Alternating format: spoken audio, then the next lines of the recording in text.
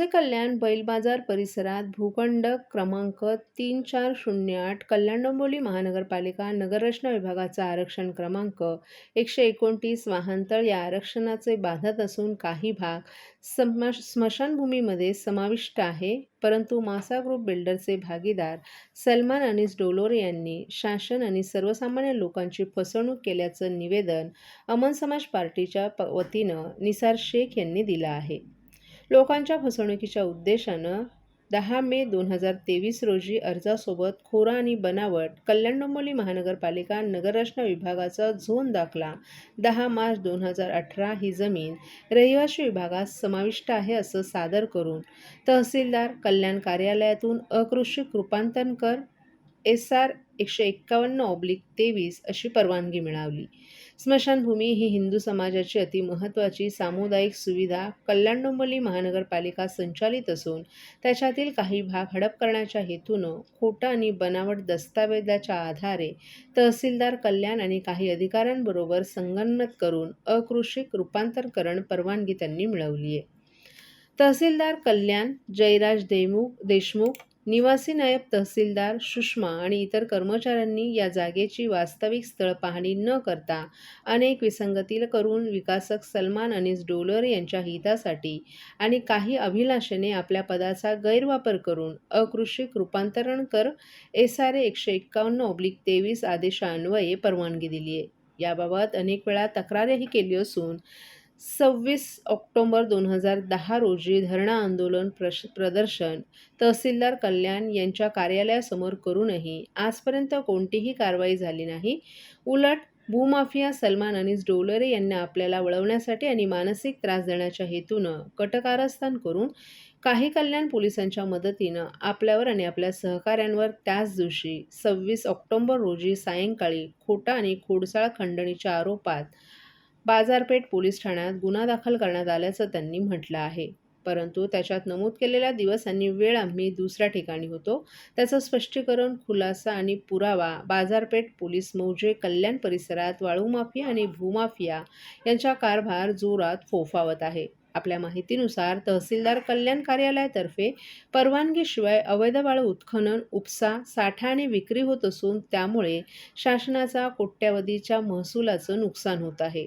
तसंच पर्यावरण आणि राष्ट्रीय अर्थव्यवस्थेवरही वाईट परिणाम होण्याची शक्यता नाकारता येत नाही. राष्ट्रीय हितासाठी यांच्यावर अंकुश ठेवणं आणि कथित गुंतलेल्या व्यक्तीला कायद्याच्या कक्षेत आणणं आवश्यक असल्याचंही त्यांनी या निवेदनात म्हटलं आहे. मुद्दा आहे, आपण या ठिकाणी उपोषणाला बसले. मुद्दा ये है कि कल्याण में शमशान भूमि की जगह CTS नंबर है 3408, ये जगह में शमशान की जगह आ रही थी और उसका जो देने है ये भूमाफियाओं ने खोटे पेपर दिखा के, खोटा जोन दाखला दिखा के उसको रेसिडेंस ने करवा दी. जब हमको ये पता चला तो हम बोले ये तो बहुत ख़राब मुद्दा है. अगर एक कास्ट ये कर रही है तो हमने उसको रोकने के, हम भी उसी कास्ट के, हमने उसको रोकने की कोशिश की है. हमने कल्याण तहसीलदार से मिले तो बोले तुम्हारे पास पुरावे क्या है, तो हमने उनको पूरे पुरावे तहसीलदार से निकाल के दिए, म्यूनसिपाल्टी से निकाल के दिए. उसके बाद हमने कोई सुनवाई नहीं हुई तो हमने 26/10 को एक आंदोलन उपोषण रखे थे. तो हमारा वो आंदोलन उपोषण किसी तरीके से पुलिस ने बोली कि मराठा आरक्षण है, ये जो भी XYZ, तो इसलिए हमको आरक्षण आंदोलन पीछे लेना पड़ा.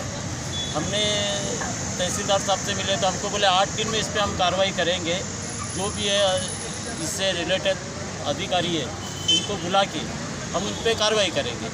हम रुक गए. 1.5 महीना हो गया, ना तहसीलदार ने कोई जवाब दिया ना कुछ दिया और उनको क्लीन चिट दे रहे थे. छूट है इसमें KDMC हो या कल्याण तहसीलदार हो, ये माफियाओं को क्लीन चिट देते क्योंकि ये सब लाज लेते, लाज खो रही है सब. तो इसके लिए हमने माननीय थाना कलेक्टर साहब के को निवेदन दिए कि हमें ये इस चीज़ की तकलीफ़, ये जो खोटे कारोबार चल रहे, भूमाफिया जो अपनी ताकत दिखा रहे हैं गरीबों को या आम इंसानों को, तो इसके लिए हमने कलेक्टर साहब को ये निवेदन दिए थे. घर घर जाके काम करती हूँ। मेरे हस्बैंड ऐसी बेलदारी मजदूरी करते हैं। पहले मैं टीके लगवाती थी, फिर ऐसा हुआ कि हम लोग काम करते थे, हमारा काम डाउन होने लगा। फिर हम गांव चले गए, फिर गांव से आए तो हम दोनों काम में बिजी हो गए। एनम दीदी हमारे एक दिन घर आई, उन्होंने कहा कि मुझे कार्ड दिखाओ। फिर उन्होंने देखा, उसमें कुछ टीके छूटे पड़े। आस पड़ोस में जितने भी बच्चे हैं उनके घर पर गए, उनके मम्मी पापा से बोले जो जो बच्चे छूट गए हों वो बच्चे अपना टीका लगवा लें। अब हम लोग सारी लेडीज मिलकर बच्चों का टीका लगवा के आए। हम तो भूल गए थे कि हमारे बच्चे का टीका नहीं लगा, लेकिन सरकार ने भूली, हमारे दरवाजे पर आए और टीका लगाया। मिशन इंद्रधनुष।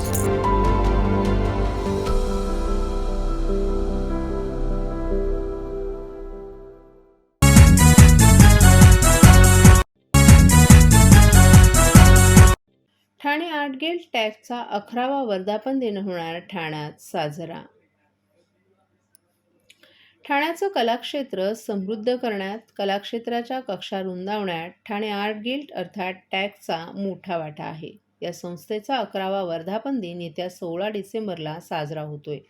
संस्थेच्या वतीनं यंदापासून दर वर्धापन दिनाला टॅग कलागंध हा पुरस्कार टॅगतर्फे एका तरुण गुणी उद्यमी कलाकाराला प्रदान करण्यात येणार आहे.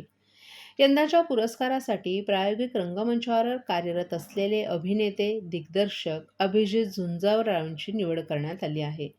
हा पुरस्कार सोहळा आणि टॅगच्या वर्धापन दिनाचा कार्यक्रम संध्याकाळी 7:30 वाजता doctor Kashinath Ghanekar mini theatre येथे होणार आहे. यावेळी टॅग संस्थेचे कलाकार गाणी, नृत्य, कविता असे कार्यक्रम सादर करण्यात येणार असल्याची माहिती टॅगचे आणि प्रसिद्ध दिग्दर्शक विजू माने यांनी एका पत्रकार परिषदेत दिली आहे. कशा प्रकारचं कार्यक्रमाचं आयोजन आहे पुरस्कारांचं आयोजन? ठाणे आर्ट गिल्ड अर्थात टॅग या संस्थेची 11 वर्षापूर्वी ठाण्यात स्थापना झाली, ज्या संस्थेमार्फत विविध कलांना एका व्यासपीठावर आणण्याचा उपक्रम अव्याहतपणे सुरू आहे. आणि मग त्यात नाट्य असो, चित्र असो, रंग असो, म्हणजे चित्रगंध, रंगगंध, पाकगंध असे अनेक गंध आहेत जे विशिष्ट कलेला वाहिले, आणि ती सगळी मंडळी एकत्र येऊन महिन्यात किमान 4 कार्यक्रम सादर करत असतात. बरं, ते कार्यक्रम फक्त ठाण्यापुरते मर्यादित नसून इंदोर, बँगलोर, अगदी US, UK वरून सुद्धा कलाकार आणि रसिक यात सहभागी होत असतात. टॅग संस्थेने त्याच्या पलीकडे जाऊन एक नवीन उपक्रम सुरू करण्याचं ठरवलेलं आहे. तो म्हणजे उद्यमी कलाकाराला प्रोत्साहन म्हणून राज्यस्तरीय पुरस्कार देण्याचं ठरवलेलं आहे. सन्माननीय मुख्यमंत्री एकनाथजी शिंदे यांच्या पाठबळाने आपण हा कलागंध पुरस्कार पहिल्यांदा देतो आहोत, जो दरवर्षी राज्यातला जो कलाकार उद्यमी आहे, त्याला काहीतरी करून दाखवण्याची इच्छा आहे, अशा कलाकाराला सगळ्या क्षेत्रातल्या, म्हणजे फक्त नाटक, सिनेमा, अभिनय या क्षेत्रात नव्हे तर कुणी चित्रकार असेल, कुणी शिल्पकार असेल, कुठलीही कला, अगदी पत्रकारही असेल, तर अशा कुठल्याही त्या व्यक्तीला दरवर्षी हा पुरस्कार दिला जाणार आहे. ठाण्यात अनेक पुरस्कार दिले जातात, पण हा ठाण्यातील सर्वात मोठा आणि मानाचा पुरस्कार आहे. ₹1 लाख रोख आणि ट्रॉफी, सन्मानचिन्ह असं या पुरस्काराचं स्वरूप आहे. येत्या 16 डिसेंबर रोजी doctor Kashinath Ghanekar mini theatre Thane इथे हा पुरस्कार संध्याकाळी 7 वाजता दिला जाणार आहे. हा पहिला पुरस्कार या टॅगचा कलागंध 2023 हा पहिला पुरस्कार रंगकर्मी अभिजित झुंजारराव यांना दिला जाणार आहे. आणि त्यांनी गेली 2 दशकं अभिजित झुंजारराव प्रायोगिक रंगभूमीवर खूप तडफडीने, तळमळीने काम करत, ज्यांना आर्थिक परिस्थितीमुळे आपली कला सादर करणं शक्य होत नाही, त्यांना व्यासपीठ देतो, त्यांना शिकवतो आहे आणि त्यांना रंगभूमीवर एक सशक्त कलाकार म्हणून आणण्याची धडपड त्याची आहे. त्या धडपडीला उमेद आणि ऊर्जा मिळावी म्हणून हा पहिला कलागंध पुरस्कार अभिजित झुंजारराव यांना देणार आहे.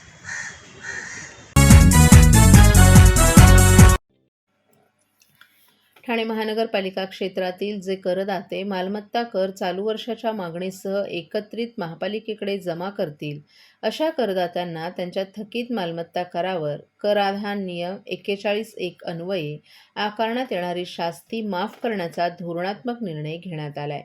या अनुषंगानं आकारण्यात आलेल्या शास्तीमध्ये पूर्णतः सूट देण्याचा निर्णय महापालिका आयुक्त अभिजित बांगर यांनी घेतला आहे. जे करदाते 15 डिसेंबर 2023 ते 31 डिसेंबर 2023 या कालावधीमध्ये थकीत मालमत्ता कर चालू वर्षाच्या मागणीसह एकत्रित महापालिकेकडे जमा करतील अशा करदात्यांना त्यांच्या थकीत मालमत्ता करावर कराधान नियम 41(1) अन्वये आकारलेल्या शास्तीत 100% सवलत देण्यात येणार आहे. तसेच जे करदाते 1 जानेवारी 2024 ते 15 जानेवारी 2024 या कालावधीत थकीत मालमत्ता कर चालू वर्षाच्या मागणी आणि कराधान नियम 41(1) अन्वये आकारलेल्या शास्तीच्या 25% रकमेसह एकत्रित महापालिकेकडे जमा करतील अशा करदात्यांना त्यांच्या थकीत मालमत्ता करावर कराधान नियम 41(1) अन्वये आकारलेल्या शास्तीवर 75% सवलत देण्यात येणार आहेत. तसंच जे करदाते 16 जानेवारी 2024 ते 31 जानेवारी 2024 या कालावधीत थकीत मालमत्ता कर चालू वर्षाच्या मागणी आणि कराधान नियम 41(1) अन्वये आकारलेल्या शास्तीच्या 50% रकमेसह एकत्रित महापालिकेकडे जमा करतील अशा करदात्यांना त्यांच्या थकीत मालमत्ता करावर कराधान नियम 41(1) अन्वये आकारलेल्या शास्तीत 50% सवलत देण्यात येणार आहे. या धोरणात्मक निर्णयापूर्वी ज्या करदात्यांनी त्यांचा मालमत्ता कर महापालिकेकडे जमा केला असेल अशा करदात्यांना ही योजना लागू असणार नाही. भिवंडी खाडीकिनारी होत असलेल्या डम्पिंगबाबत ठाणे महापालिका प्रशासनाचा कानाडोळा, राष्ट्रवादीच्या कार्यकर्त्यांनी गाड्यांच्या काचा फोडत केलं आंदोलन. भिवंडीच्या खाडीकिनारी कचऱ्याचं डम्पिंग होत असून त्यासाठी कोणाचीही परवानगी नसताना केवळ एका खासगी मालकाच्या फायद्यासाठी त्या ठिकाणी कचऱ्याच्या गाड्या जात होत्या. याबाबत आमदार जितेंद्र आव्हाड यांनी सोशल मीडियाच्या माध्यमातून ही बाब समोर आणली होती. तसंच ठाणे महापालिकेला देखील याबाबत सांगितलं होतं. मात्र त्यानंतरही गाड्या जात असल्यानं सोमवारी राष्ट्रवादीच्या कार्यकर्त्यांनी या गाड्यांची हवा काढली तसंच काचाही फोडल्या अशी बाब समोर आली आहे. ठाण्यातील संपूर्ण कचऱ्याची विल्हेवाट भिवंडीच्या खाडीकिनारी करत असल्यामुळे पूर्ण शहरभर दुर्गंधी पसरली आहे. ही अनधिकृत भरणी खासगी मालकाच्या प्लॉटवर केली जाते. अशी भरणी करण्यासाठी कोणत्याही प्रकारची परवानगी देण्यात आली नाही. या कचऱ्याच्या भरणीमुळे हवा प्रदूषित होत आहे. खाडीचं पाणीही प्रदूषित होत आहे. हिवाळ्यात परदेशातून येणारे स्थलांतरित पक्षीही येईनासे झालेत असं आव्हाड यांनी सोशल मीडियावर सांगितलं होतं. तसंच त्या ठिकाणचे व्हिडिओ देखील दाखवले होते. मात्र एवढं होऊनही ठाणे महापालिका प्रशासन ऐकायला तयार नाही. त्याकरिता सोमवारी राष्ट्रवादीच्या कार्यकर्त्यांच्या माध्यमातून कचरा वाहून नेणाऱ्या वाहनांची हवाच काढण्यात आली. आम्ही आंदोलन करीतच राहू, परंतु ठाणेकर जनतेनं देखील रस्त्यावर उतरण्याची तयारी दाखवावी. 40 वर्ष होऊनही जर ठाणे महानगरपालिकेला स्वतंत्र डम्पिंग ग्राउंड बनवता येत नसेल तर ठाणेकरांनी या लोकांना निवडून देणं म्हणजे आत्मघातच नाही का, असा सवालही त्यांनी उपस्थित केलाय.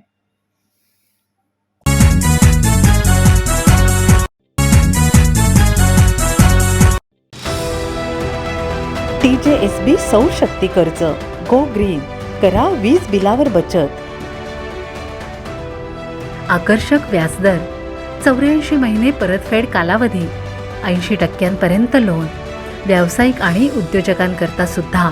अधिक माहितीसाठी तुमच्या जवळच्या शाखेला भेट द्या किंवा संपर्क साधा. 1800-223-466 आणि 1800-266-3466.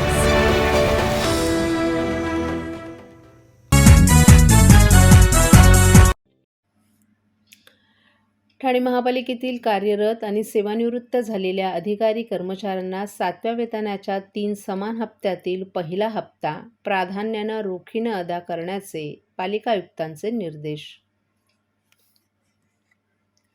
ठाणे महापालिकेतील कर्मचाऱ्यांना 7वा वेतन आयोग जानेवारी 2016 पासून लागू करण्यात आला आहे. त्यानुसार जून 2023मध्ये पहिला हप्ता दिल्यानंतर पुढील रक्कम टप्प्याटप्प्यानं देण्यात येईल असं नमूद करण्यात आलं होतं.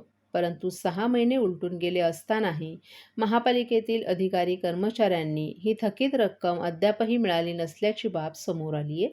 या संदर्भात माजी महापौर नरेश म्हस्के यांनी महापालिका आयुक्तांकडे पत्रव्यवहार केला होता.